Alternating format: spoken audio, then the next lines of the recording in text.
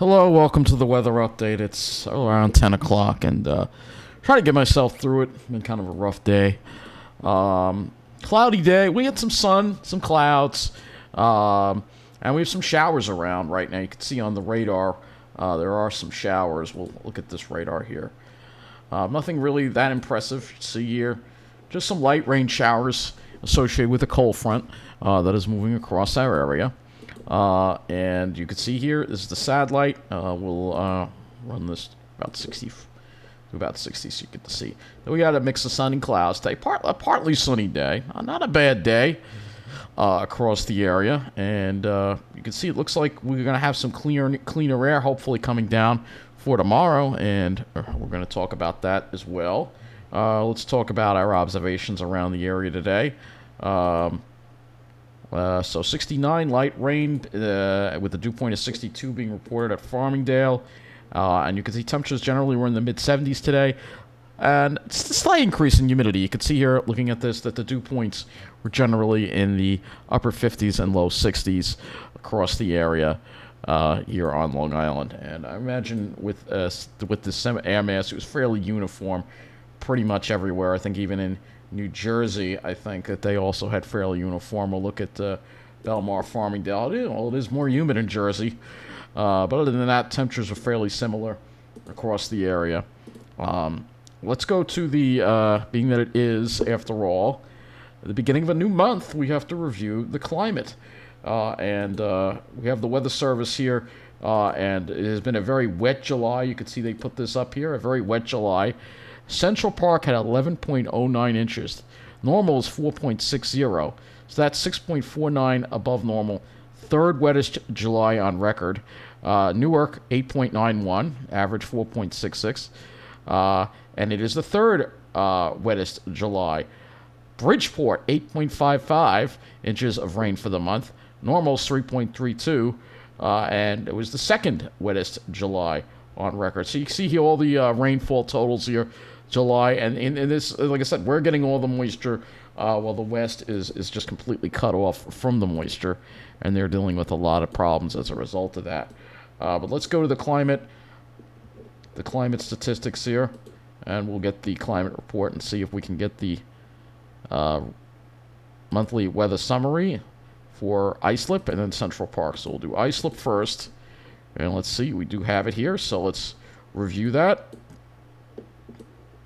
So for Islip, our average maximum temperature was 81.9. Normal is 82.8, so we're actually a little bit below normal. The average minimum was right on the dot.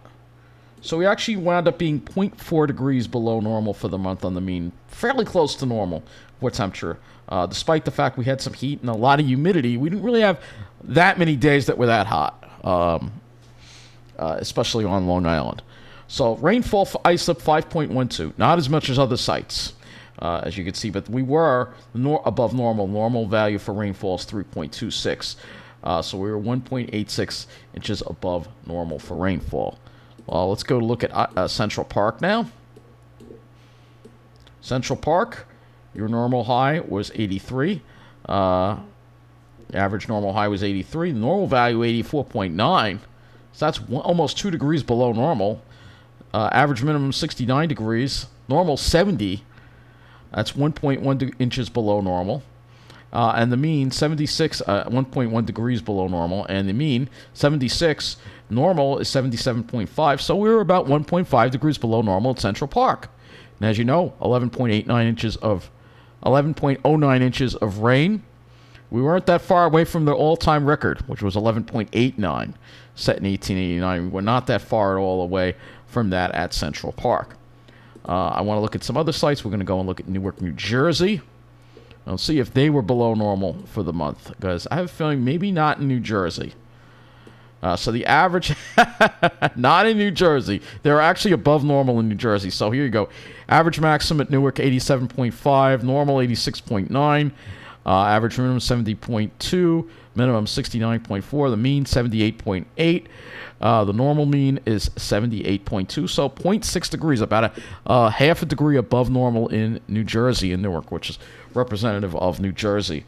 And you see the precipitation there, 8.91.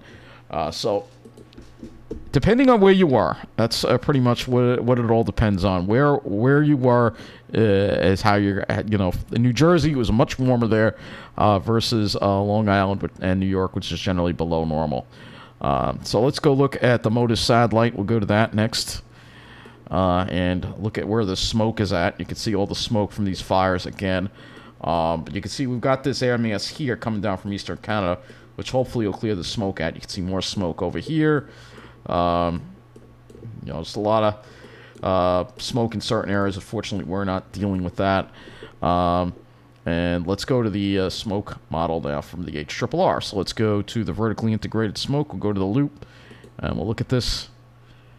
And we'll see if it actually gets the smoke out of here. And it looks like it does. So for tomorrow, it looks like we get rid of the smoke as we head into the 3rd. Then you can see the smoke try to come back eventually. So I think we are going to lose a lot of this smoke, especially toward the afternoon tomorrow. We're going to lose a lot of it. And into Tuesday, it looks like we won't have to deal with it either. So that's some good news, at least, as far as the smoke goes for us. Let's go to the models. Let's see what we're going to have coming up as we head into this week. This is the low pressure system in the front. That moves away. High pressure builds in tomorrow and Tuesday. We have a low offshore. However, you'll notice it kind of stays just offshore. So we'll be staying dry for the time being. And you can see that ridge try to come back, but the main heat stays kind of in the west.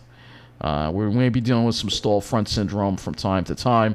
We look at the jet stream right now, and you will see here that we have this trough in the east, and that helps bring in the cooler air. However, we are on the right side of the trough, so that's why you have to watch for a possibility of stall front and some clouds. After that, though, again, we start seeing that kind of a fickle-looking jet stream here, very weak and wavy, which is going to indicate that we might be dealing with more humidity again. However, most of the heat is going to be out west. We'll go to the temperature anomaly chart now, and you will see we'll wind up being below normal as we head into tomorrow, a little bit below normal, and then for Tuesday, closer to average, still below normal in the east. You see that below normal trend in the east, above normal in the west, but we start getting warmer with that jet stream starting to kind of dissipate as we head toward the second week of August. So things could start eating up by the time we get to next week. So let's go take a closer look at our area, the HRRR model. Precipitation's pretty much going to be out of here. We're not really going to see all that much rain tomorrow night. Let's go look at how this does with the temperatures. So as we go into tonight, we'll probably see those temperatures probably drop into the... actually, I wanted to look at the lows for West Hampton. So hold on a second. We didn't do our weather and hazards map, which we always usually show you. You could see this is all from the smoke there in the middle of the country, in the upper Midwest there. But looking at us, I want to show the low temperatures and the high temperatures. So we'll start with the low temperatures because I want to see what it got down to at West Hampton. Let's see, 52. So not quite as cool, but still not bad. 50s and 60s throughout the day, and then our high temperatures were up into the upper 70s. So not bad at all. Pretty comfortable day today. Very comfortable day.